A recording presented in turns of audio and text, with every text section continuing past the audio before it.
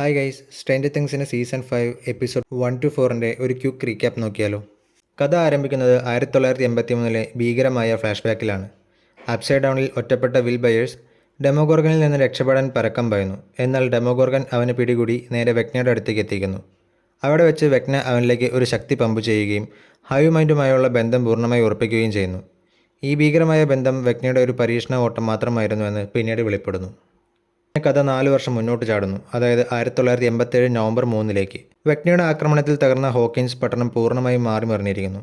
പട്ടണം ക്വാറന്റൈൻ ചെയ്യുകയും മിലിറ്ററി അധികാരം പിടിച്ചെടുക്കുകയും ചെയ്തിരിക്കുന്നു. വീലറുടെ ഹൗസിലാണ് ഇപ്പോൾ ബയേഴ്സ് കുടുംബവും താമസിക്കുന്നത്. അതിനാൽ തന്നെ പ്രഭാതഭക്ഷണം പോലും ആകെ ഒരു ബഹളമയമാണ്. എന്നാൽ ഇതൊന്നും ടെഡ് വീലറിനും കരനും തീരെ ഇഷ്ടപ്പെടുന്നുമില്ല. സീസൺ 4 ക്ലൈമാക്സിൽ വെക്ന തീർത്ത ടൗണിലെ ആ വിള്ളലുകൾ സൈന്യം ഒരു മെറ്റൽ പ്ലേറ്റ് വെച്ച് അടച്ചിരിക്കുന്നു.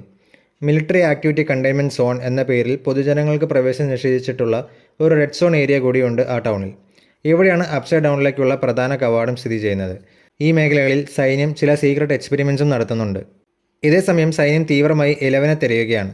11 ഹോപ്പറിനൊപ്പം പരിശീലനത്തിലാണ്. സൈനികരെ കണ്ണുവെട്ടിക്കാനും തൻ്റെ ശക്തികൾ പൂർണ്ണമായും നിയന്ത്രിക്കാനുമാണ് അവൾ ശ്രമിക്കുന്നത്. ഒപ്പം വെക്നയുമായുള്ള ഒരു യുദ്ധത്തിനുള്ള തയ്യാറെടുപ്പിലുമാണ് അവൾ. ടീമിനൊപ്പം അപ്സൈഡ് ഡൗണിലേക്ക് പോകണമെന്നതായിരുന്നു 11ൻ്റെ ലക്ഷ്യം. അതിനായി ഹോപ്പർ വെച്ച കടുപ്പമേറിയ ടാർഗറ്റ്സ് അവൾ മറികടന്നെങ്കിലും ഹോപ്പർ അവളെ വിടാൻ മടിച്ചു നിൽക്കുന്നു.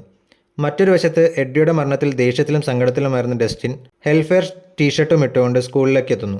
അവൻ ഹോക്കിൻസ് ടൈഗേഴ്സിന്റെ നേതാവായ ആൻഡിയുമായി വഴക്കുണ്ടാക്കുകയും തുടർന്ന് അവന് മർദ്ദനമേൽക്കുകയും ചെയ്യുന്നു. ഉടനെ അവൻ്റെ ഫ്രണ്ട്സായ വില്ലും മൈക്കും ലൂക്കസും ചേർന്ന് അവനെ അവിടെ നിന്ന് രക്ഷിക്കുന്നു. റോബിനും സ്റ്റീവും ചേർന്ന് ഇപ്പോൾ ഹോക്കിൻസിൽ റേഡിയോ സ്റ്റേഷൻ്റെ മറവിൽ തങ്ങളുടെ പ്രവർത്തനം തുടരുകയാണ്. ഈ നിർണായക സമയത്താണ് മുറേ അവർക്ക് ആവശ്യമായ സപ്ലൈസുമായി എത്തുന്നത്. അതോടൊപ്പം അദ്ദേഹം ഒരു അതിപ്രധാന വിവരവും കൈമാറുന്നു. അന്ന് രാത്രിയിൽ മിലിറ്ററി അപ്സൈഡ് ഡൗണിൽ എന്തോ ഒരു വലിയ ഓപ്പറേഷൻ പ്ലാൻ ചെയ്യുന്നുണ്ട്. ഈ വിവരം ലഭിച്ച ഉടൻ റോബിൻ അത് കോഡ് ഭാഷയിലൂടെ റേഡിയോ വഴി മറ്റു കൂട്ടുകാരിലേക്ക് കൈമാറുന്നു. അവർ ഡീകോഡ് ചെയ്ത് രാത്രി 10 മണിക്ക് ഒരു മിലിറ്ററി സപ്ലൈ ട്രക്ക് റൺ വരുമെന്നും അത് ഉപയോഗിച്ച് അപ്സൈഡ് ഡൗണിലേക്ക് ക്രോൾ ചെയ്യാനൊരു അവസരമുണ്ടെന്നും മനസ്സിലാക്കുന്നു. ഇവരുടെ എല്ലാം പ്രധാന ലക്ഷ്യം വെക്നയെ കണ്ടെത്തുക എന്നതായിരുന്നു. ഇതിനായി ഹോപ്പർ പലവട്ടം അപ്സൈഡ് ഡൗണിലേക്ക് ക്രോൾ ചെയ്തിട്ടുണ്ടെങ്കിലും ഇതുവരെ വെക്നയെ കണ്ടെത്താൻ സാധിച്ചിരുന്നില്ല. എങ്കിലും ഈ പുതിയ വഴി അവർക്കൊരു പ്രതീക്ഷ നൽകുന്നു. സോ അവർ അതിനായി പ്രിപ്പയർ ചെയ്യുന്നു. ട്രക്കുകൾ അപ്സൈഡ് ഡൗണിലേക്ക് പ്രവേശിക്കുമ്പോൾ ഹോപ്പർ അതിൽ കയറി പറ്റുന്നു.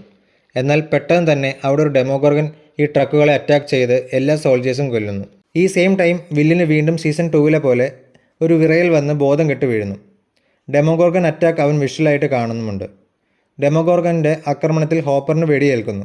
ട്രക്ക് തകർന്ന് ഹോപ്പർ അപ്സൈഡ് ഡൗണിൽ ഒറ്റപ്പെടുകയും ചെയ്യുന്നു. ബോധം വീണ്ടെടുത്ത വിൽ ഡെമോഗോർഗൻ പോകുന്നത് വീലേഴ്സ് ഹൗസിലേക്കാണെന്ന് തിരിച്ചറിയുന്നു. അവിടെ ഹോളി എന്ന മൈക്കിൻ്റെയും നാൻസിയുടെയും സിസ്റ്ററിനെ ഡെമോഗോർഗൻ അപ്സൈഡ് ഡൗണിലേക്ക് തട്ടിക്കൊണ്ടുപോകുന്നു. അതിനെ തടയാൻ നോക്കിയ അവരുടെ അമ്മ കാരനും അച്ഛൻ ടെഡിനും ഗുരുതരമായി പരിക്കേൽക്കുന്നു. ഹോളിയെ രക്ഷിക്കാനായി 11 ഡെമോഗോർഗൻ പോയ പോർട്ടലിലൂടെ ചാടി അപ്സൈഡ് ഡൗണിലെത്തുന്നു. അവിടെ വെച്ച് 11 പരിക്കേറ്റ ഹോപ്പറിനെ കണ്ടെത്തി. അവർ ഒരുമിച്ച് ഹോളിയെയും ഡെമോഗോർഗനെയും തിരയാൻ തുടങ്ങുന്നു. എന്നാൽ കുറച്ച് നടന്നു കഴിയുമ്പോൾ അവർക്ക് മുന്നിൽ വെക്ന ഉണ്ടാക്കിയ ഒരു വലിയ മതിൽ കാണുന്നു. ഈ മതിലുള്ളതുകൊണ്ട് തന്നെ 11 ഹോളിയുമായി കമ്മ്യൂണിക്കേറ്റ് ചെയ്യാനോ ഹോളി എവിടെയാണെന്ന് അവളുടെ സ്കിൽസ് വെച്ച് കണ്ടുപിടിക്കാനോ സാധിക്കുന്നില്ല. വില്ലാകട്ടെ താൻ ഇപ്പോൾ കാണുന്ന കാഴ്ചകൾ ഒരു ഡ്രീം പോലെയാണെന്നും അത് വെക്നയുടെ കാഴ്ചകളാണ് കാണുന്നതെന്നും പറയുന്നു.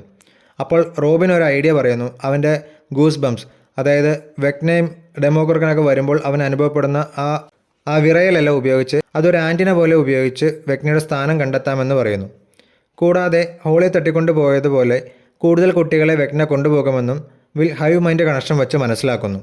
മൈക്കും നാൻസിയും ഹോസ്പിറ്റലിൽ കിടക്കുന്ന കാരനെ കാണാൻ പോകുമ്പോൾ ഹോളി പറയുന്ന വേറെ ആരും കാണാത്ത അവൾക്ക് മാത്രം കാണാൻ കഴിയുന്ന അവളുടെ അജ്ഞാത ഫ്രണ്ട് മിസ്റ്റർ വാട്സനെ കുറിച്ച് അന്വേഷിക്കുന്നു. കാരനോട് നാൻസി അയാളുടെ ഫസ്റ്റ് നെയിം ചോദിക്കുമ്പോൾ ഹെൻറി എന്ന് പറയുന്നു. അപ്പോഴാണ് ഹോളിയുടെ സാങ്കല്പിക കൂട്ടുകാരൻ വെക്നയുടെ മനുഷ്യരൂപമായ ഹെൻറി ആണെന്ന് അവർ മനസ്സിലാക്കുന്നത്. അപ്സൈഡ് ഡൗണിൽ 11നെയും ഹോപ്പറിനെയും മിലിറ്ററി അറ്റാക്ക് ചെയ്യുന്നു. എന്നാൽ അവർ തിരിച്ച് അറ്റാക്ക് ചെയ്ത് ഒരു സോൾജറിനെ പിടിച്ചുകൊണ്ടുപോയി 11ൻ്റെ കഴിവ് വെച്ച് ആ സോൾജറിൻ്റെ ഓർമ്മയിൽ നിന്ന് അവരുടെ ലക്ഷ്യങ്ങൾ മനസ്സിലാക്കാൻ ശ്രമിക്കുന്നു. മിലിറ്ററി ക്യാമ്പിലെ ഡോക്ടർ കെ എന്ന സയൻറ്റിസ്റ്റാണ് കാര്യങ്ങൾ നിയന്ത്രിക്കുന്നതെന്നും അവർ ഒരു വലിയ ഡോറിന് പിന്നിൽ ആരും ഒളിപ്പിച്ചു വെച്ചിട്ടുണ്ട്, അത് വെക്നയാകാമെന്നും 11 ഊഹിക്കുന്നു. വില്ലിൻ്റെ വിഷ്ണുകളിൽ നിന്ന് വെക്നയുടെ അടുത്ത ലക്ഷ്യം ഡെറിക് എന്ന കുട്ടിയാണെന്ന് മനസ്സിലാക്കി. അവനെ രക്ഷിക്കാൻ ഗ്യാങ് അപകടകരമായ ഒരു പ്ലാൻ തയ്യാറാക്കുന്നു. ഡെറിക്കിൻ്റെ വീട്ടുകാരെ മൈക്കി അവിടെ വെച്ച് ഡെമോഗോർഗനെ അറ്റാക്ക് ചെയ്ത് ഒരു ട്രാക്കർ വെച്ച് വെക്നയുടെ താവളത്തിലേക്ക് വിടുക. അതിനായി അവർ ഡെറിക്കിൻ്റെ വീട്ടിൽ ട്രാപ്പുകൾ വെച്ച് ഡെമോഗോർഗനെ അറ്റാക്ക് ചെയ്യുന്നു. ഈ മിഷൻ ഒരു പരിധി വരെ വിജയകരമായി പൂർത്തിയാക്കുന്നു. ഇതിനിടയിൽ അപ്സൈഡ് ഡൗൺ ലോകത്ത് ഹെൻറി അവൻ്റെ വീട്ടിലേക്ക് ഹോളിയെ കൊണ്ടുപോകുന്നു. വരും ദിവസങ്ങളിൽ നിന്റെ മറ്റു ഫ്രണ്ട്സിനെയും പിന്നെ ഫാമിലിയും ഇതുപോലെ മോൺസ്റ്റേഴ്സിൻ്റെ ഇടയിൽ നിന്ന് രക്ഷിച്ച് കൊണ്ടുവരാമെന്നും അതുവരെ ഇവിടെ ഹാപ്പി ആയിട്ട് ഇരിക്കണമെന്നും എന്ത് സംഭവിച്ചാലും പുറത്ത് ഫോറസ്റ്റിന് അങ്ങോട്ട് പോകരുതെന്നുള്ള മുന്നറിയിപ്പും നൽകി ഹെൻറി അവിടെ നിന്ന് പോകുന്നു. എന്നാൽ ഹെൻറി അയച്ചതാണെന്ന് പറഞ്ഞ് ഒരു ലെറ്റർ ഹോളിക്ക് വരുന്നു. വുഡ്സിൻ്റെ അപ്പുറം എച്ച് മാർക്ക് ചെയ്ത സ്ഥലത്തേക്ക് അത്യാവശ്യമായി വരാൻ അതിനകത്ത് ആവശ്യപ്പെടുന്നു. എന്നാൽ ഏറെ ആലോചിച്ച് മടിച്ച് ഹോളി അങ്ങോട്ടേക്ക് പോകുന്നു. അവിടെ ഒരു ഗുഹയ്ക്ക് മുമ്പിൽ എത്തുമ്പോൾ എന്തോ അനങ്ങുന്നത് കണ്ട് അവൾ തിരിച്ചു ഓടുന്നു. എന്നാൽ ഒരാൾ അവളെ പിന്തുടർന്ന് പുറകെ വരുന്നു.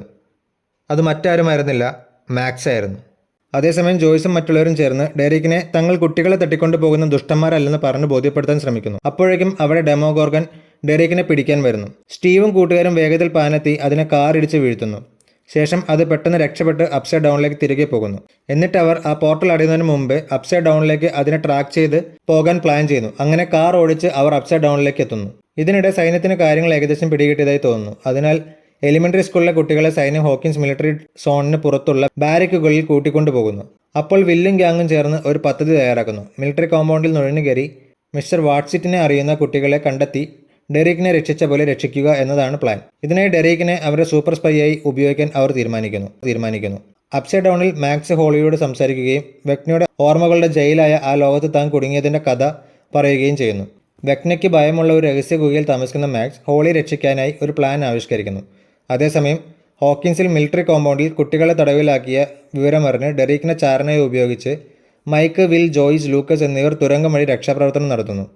എന്നാൽ വിൽ, മൈക്ക്, ജോയ്സ്, ഡെറിക് എന്നിവർ പിടിക്കപ്പെടുന്നു. ഈ സമയത്ത് വെക്നയുടെ സാന്നിധ്യം അടുത്തു വരുന്നത് വില്ലിന് അനുഭവപ്പെടുന്നു. അവൻ ഞെട്ടലോടെ അവർ എത്തിയെന്ന് പറയുന്നു. ഹോക്കിൻസിൽ മിലിറ്ററി മൂടിയ ആ മെറ്റൽ പ്ലേറ്റുകൾ തകർത്ത് ധാരാളം ഡെമോഗോർഗങ്ങൾ പ്രത്യക്ഷപ്പെടുകയും ഉടൻ തന്നെ എല്ലാവരെയും ആക്രമിക്കുകയും ചെയ്യുന്നു.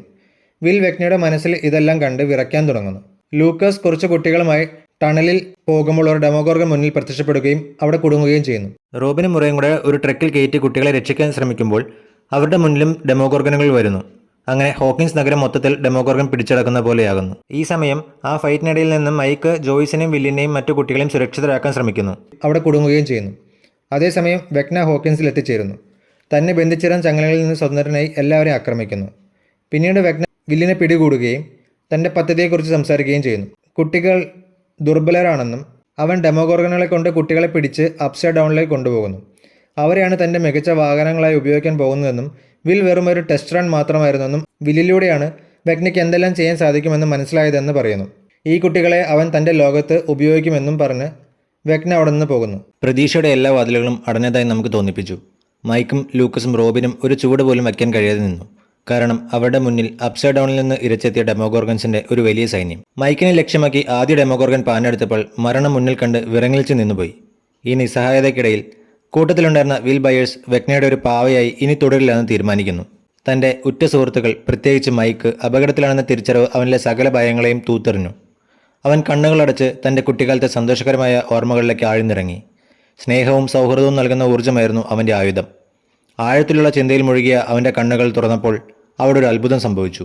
മുന്നോട്ട് കുതിച്ച ഡെമോഗോർഗൻസുകൾ ഒരടി പോലും മുന്നോട്ട് വയ്ക്കാനാകാതെ നിശ്ചലമായി ആകാശത്ത് തറഞ്ഞു നിന്നു.